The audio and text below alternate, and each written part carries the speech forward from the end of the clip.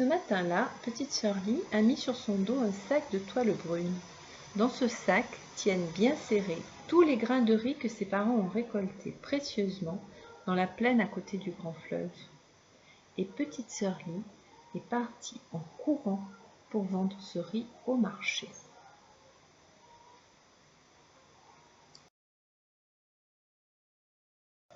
Petite sœur Lie court, mais soudain, un canard sauvage se pose devant elle. Petite sœur Lie, donne-moi du riz.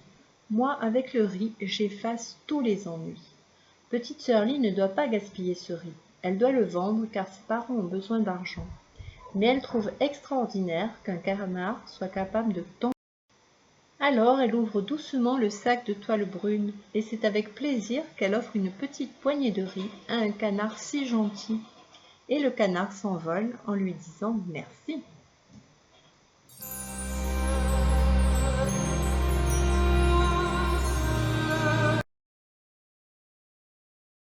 À l'entrée de la forêt de bambous, petite sœur Lie court toujours, quand soudain un panda se présente devant elle. Petite sœur Lie, donne-moi du riz. Moi, avec le riz, je combats les méchants. Petite sœur Lie trouve formidable qu'un panda soit capable de tant de courage. Alors, elle ouvre une nouvelle fois le sac de toile, et c'est avec joie qu'elle offre une petite poignée de riz à un panda si courageux. Et le panda se sauve en lui disant « Merci ».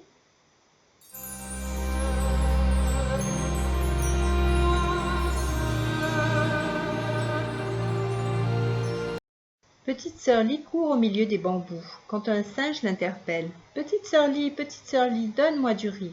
Moi, avec le riz, je fabrique des trésors. » Petite sœur Lie trouve incroyable qu'un singe soit si doué.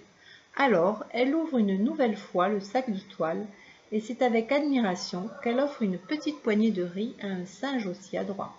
Et le singe se sauve en lui disant merci.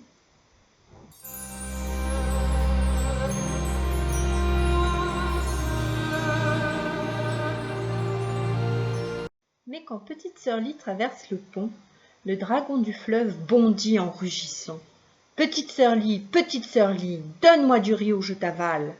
Petite sœur Lie a tellement peur du dragon qu'elle lui jette une énorme poignée de riz pour qu'il la laisse tranquille.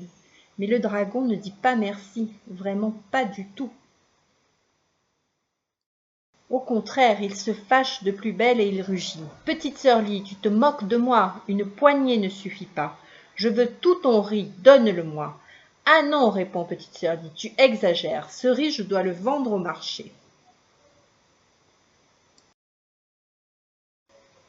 Et petite sœur Lie court de l'autre côté du pont. Le dragon est furieux, il se dresse pour cracher sa colère contre petite sœur Lie. Il lance des serpents de flammes qui transforment le ciel en brasier. Il avale toute l'eau du fleuve et la recrache pour noyer petite sœur Lie.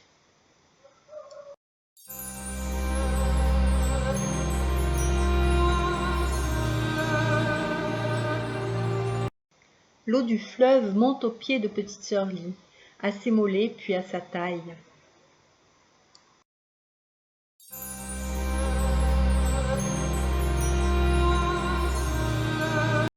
Petite sœur Lie est secouée par le courant. Elle essaie de nager, elle lutte pour ne pas se noyer. Mais hélas, son sac se déchire et tous les grains de riz sont emportés par l'eau du fleuve. Petite sœur Lie s'agrippe à une branche de bambou. Petite sœur Lie a froid, petite sœur Lie a peur. Petite sœur Lie a tout perdu. Enfin, c'est ce qu'elle croit.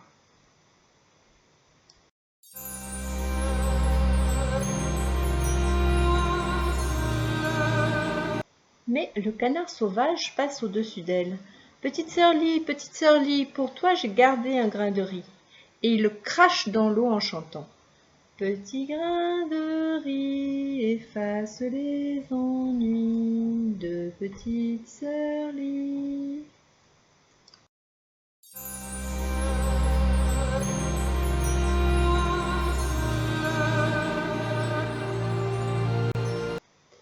Au contact de l'eau, le grain de riz grossit. Il se transforme en un bateau de nacre. Vite, petite sœur Lie monte dedans. Hélas, petite sœur Lie ne sait pas naviguer. Elle va droit vers le dragon qui la regarde arriver, prêt à la croquer. Petite sœur Lie a froid, petite sœur Lie a peur. Petite sœur Lie va mourir. Enfin, c'est ce qu'elle croit.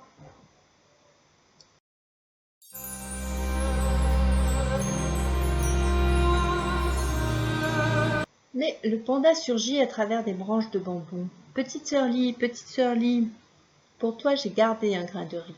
Vite, il le lance dans la gueule du dragon en chantant. Petit grain de riz, sauf petite sœur Lee.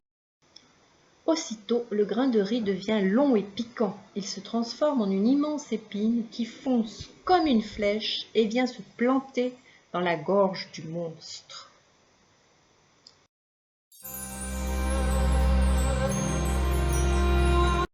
Et voilà le dragon qui bâille et s'endort. Il se couche au fond du fleuve et toute l'eau le suit et rentre dans son lit. Petite sœur Lee accroche le bateau au ponton et elle court chez elle pour voir si ses parents n'ont pas été emportés par l'eau du fleuve. Quand elle les aperçoit bien vivants, le cœur de petite sœur Lee se soulève de joie. Hélas, petite sœur Lee n'a ni riz ni argent.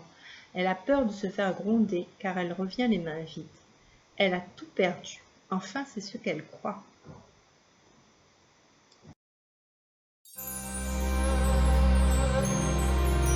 Mais le singe saute autour d'elle. Petite sœur Lee, moi aussi pour toi j'ai gardé un grain de riz.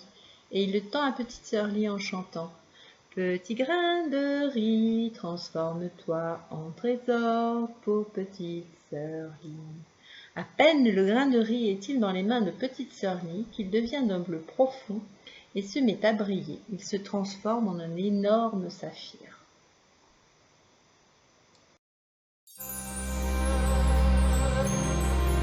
Mais aujourd'hui encore, ils n'ont pas vraiment compris comment petite sœur Lee a pu leur rapporter un tel trésor à la place d'un seul sac de riz, ni comment un canard sauvage, un panda et un singe sont devenus ces jours-là ses amis pour la vie.